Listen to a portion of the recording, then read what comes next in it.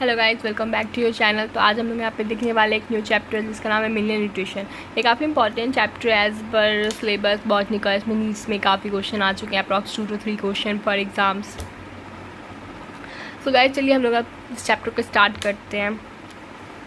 तो चैप्टर का नेम है हमारा मिनरल न्यूट्रिशन। इसमें हम लोग बेसिकली प्लांट्स के बारे में पढ़ेंगे, प्लांट में कैसे ग्रोथ होते हैं बिना सॉइल के, और कैसे वाटर में हाइड्रोफोबिक, हाइड्रोपोनिक और डिफरेंट टाइप ऑफ एलिमेंट्स के बारे में हम लोग जानेंगे। नाइट्रोजन, ऑक्सीजन, मैग्नीशियम्स, जिंक्स, क्या उसका इंपॉर्टेंट रोल है प्लांट की ग्रोथ के लिए, माइक्रोन्यूट्रिएंट्स एंड माइक्रोन्यूट्रिएंट्स के बारे में पढ़ेंगे हम लोग।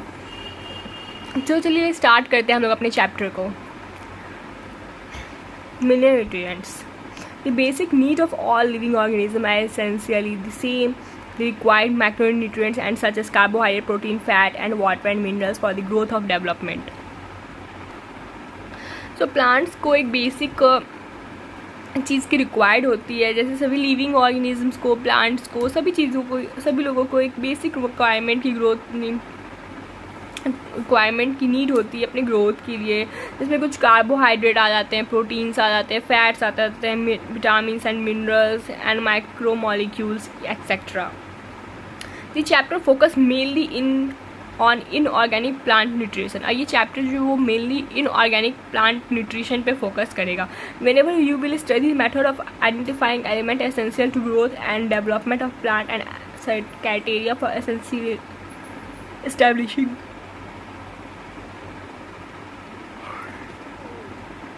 तो हम लोग इसमें डिफरेंट टाइप ऑफ मेथड के बारे में पढ़ेंगे, जिससे प्लांट का ग्रोथ कराया जा सकता है, इसके डेवलपमेंट के लिए क्या क्राइटेरिया एसेंशियल होते हैं और क्या नहीं।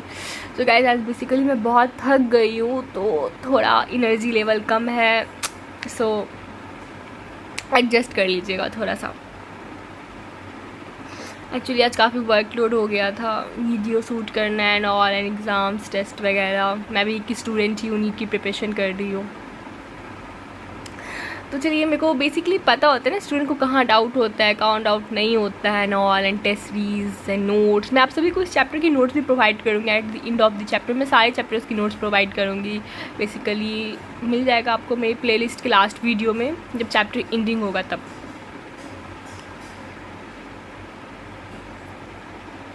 The role of essential element. अब देखते हैं यहाँ पे एसेंशियल एलिमेंट का रोल क्या होता है। The role of essential element, the major deficiency symptoms and mechanism of absorption of the essential element. The chapter also introduce you briefly the significance and mechanism of the biological nitrogen fixation. अब यहाँ पे हम लोग essential elements का role क्या, उसका क्या ज़रूरत है, ये देखेंगे। और सिग्निफिकेंस है, मैकेनिज्म और बायोलॉजिकल नाइट्रोजन फिक्सेशन के इसके मैकेनिज्म को देखेंगे कि कैसे हो रहा है, इसमें क्या क्या प्रोसेस इन्वॉल्व है। चलिए अब देखते हैं। Methods to study the mineral requirement of plant. In 1816, Julius von Sachs and prominent German botanist demonstrates the first time that plants could grow maturely in defined nutrients solution in complete absence of soil। एक scientist थे Julius von, 1816 में German botanist जो थे वो 1816 में ये बताए थे कि फर्स्ट टाइम उन्होंने एक बताया था कि प्लांट जो है वो बिना सॉइल के भी ग्रो हो सकता है। इस टेक्निक को हम लोग हाइड्रोफोनिक कहेंगे। The technique of growing plants and nutrients solution is known as hydroponic. अब जिस टेक्निक में जैसे कि हम लोग प्लांट को ग्रो कर रहे हैं बिना सॉइल के, सिर्फ और सिर्फ मिनरल वाटर न्यूट्रिशन सॉल्यूशन में, तो उस प्रोसेस को हम लोग हाइड्रोफोनिक कहेंगे। Since then, the number of improved methods have been employed to try and determine the mineral nutrient essential for plant. The essence of all the methods involving culture of plant in soil-free defined mineral solution. These methods require purified water and mineral nutrients. अब जो method है जिसके through हम लोग plant को grow करेंगे, उसमें basically soil free होगा वो, और उसमें हम लोग कुछ डिफाइंड मिनरल न्यूट्रिएंट की ज़रूरत पड़ेगी। ओके, उसमें हम लोग कुछ प्यूरिफाइंग वाटर भी यूज़ करेंगे और मिनरल न्यूट्रिएंट सेल्स का भी यूज़ किया जाएगा। ये इंपॉर्टेंट पॉइंट है, आप लोग इसको हाईलाइट कर लें। बेसिकली इधर से क्वेश्चन कम आते हैं, जैसे आप बोर्ड्स की प्रिपरेशन कर रहे हो तो ये डेट आ सकता है, साइंटिस्ट का नेम आ सकता है। उस प्रोसेस को हम लोग क्या करते हैं, हाइड्रोफोनिक प्रोसेस करते हैं, जिसमें क्या होता है बेसिकली न्यूट्रिशन सेल का यूज़ होता है, प्योरीफायर वाटर का, मिनरल्स का यूज़ होता है। और ये क्या हाइड्रोफोनिक क्या होता है, तो जिसमें सॉइल के एब्सेंस में वाटर, मिनरल वाटर्स के थ्रू प्लांट का ग्रोथ कराया जाता है, इसको हम हाइड्रोफोनिक कहेंगे। बेसिकली यही क्वेश्चन आता है इस टॉपिक से। After a series of experiments in which the root of the plant were immersed in nutrients and solution, where the certain elements were added, substituted, removed, or grow a varied concentration of mineral solution suitable for the plant growth and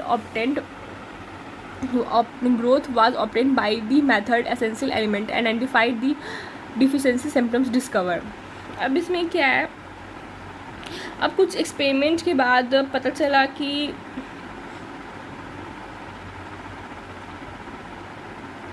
कुछ element को हम लोग add कर रहे हैं, substituted कर रहे हैं, और कुछ को रिमूव कर रहे हैं, कुछ कंसंट्रेशन ज़्यादा हो जा रहा है मिनरल सॉल्यूशन का।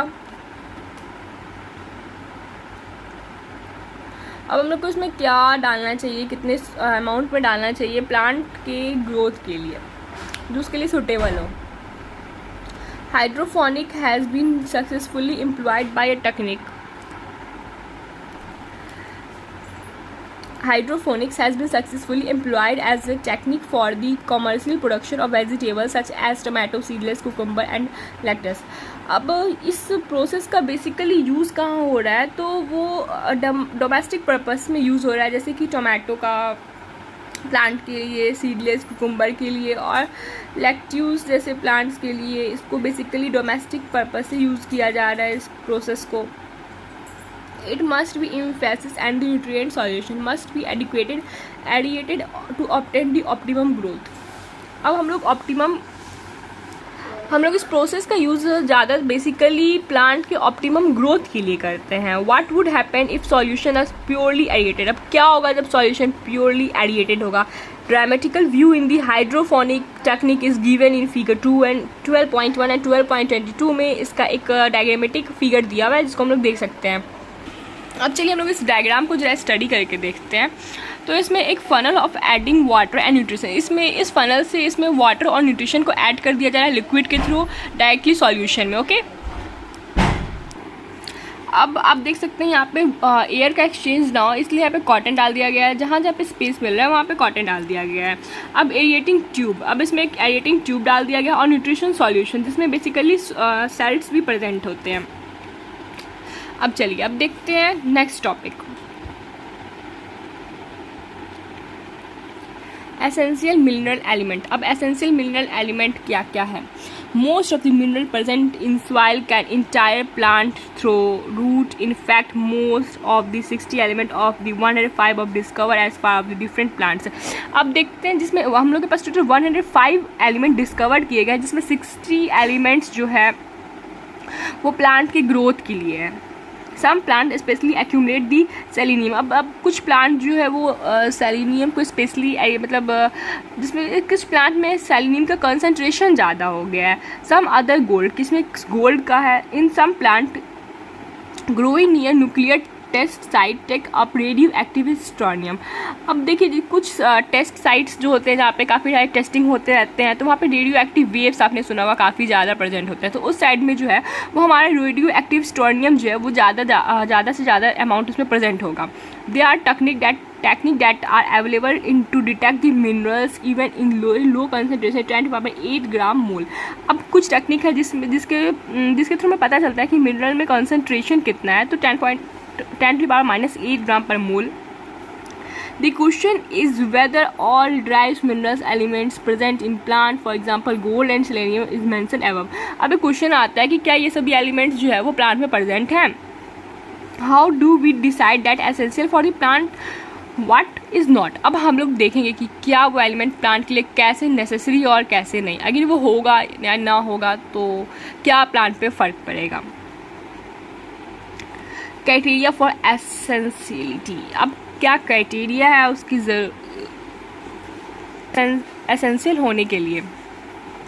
The criteria for accessibility of the elements are given below. The element must be absolutely necessary for the supporting normal growth and reproduction. In the absence of element of the plant do not complete their life cycle or a set of seed. अब वो plant के लिए, plant के natural growth के लिए काफ़ी important होना चाहिए और उसके रिप्रोडक्शन के लिए वो ज़रूरी होना चाहिए.